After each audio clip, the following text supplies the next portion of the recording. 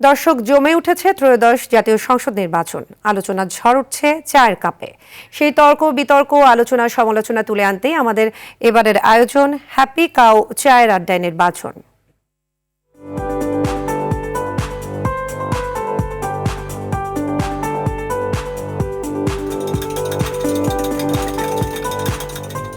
দর্শক, happy cow চায়ের আড্ডা নির্বাচন এর এবারের পর্বে আমি সাদ্দাম হোসেন আছি আপনাদের সাথে। ঘনিয়ে আসছে জাতীয় সংসদ নির্বাচন, সাথে জমে উঠেছে এর আলোচনা এবং সমালোচনা। তা নিয়েই এবারের আড্ডায় আমি উপস্থিত ব্রাহ্মণবাড়িয়া 4 আসনে। এলো instant milk powder happy cow, যেমন সাশ্রয়ী তেমনি পুষ্টিগুণে ভরপুর। হ্যাপি কাউ, গরুর দুধের স্বাদ সবাই পাক।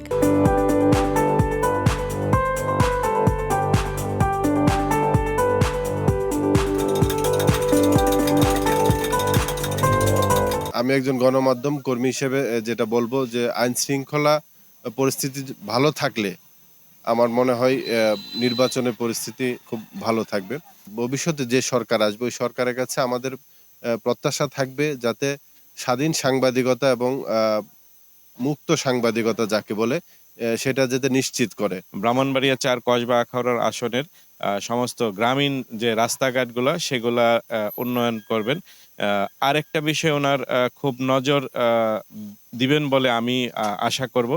আমরা সীমান্তবর্তী এলাকার মানুষ, আমাদের এখানে বিভিন্ন সীমান্ত সংশ্লিষ্ট বিভিন্ন ক্রাইম হয়, সেগুলো একটু বিশেষ নজরদারিতে আনা। নতুন এবং নবীন ভোটারদের মনে একটা উৎসাহ কাজ করতেছে যে আমাদের প্রথম ভোট, আমরা আমাদের চয়েজের প্রার্থী এবং আমার ভোটটা অন্ততপক্ষে আমি দিতে পারবো। কেন্দ্রে গিয়ে কথা বলা হবে না যে আমার ভোট দেওয়া হয়ে গেছে বা ভোট দেওয়া লাগবে না।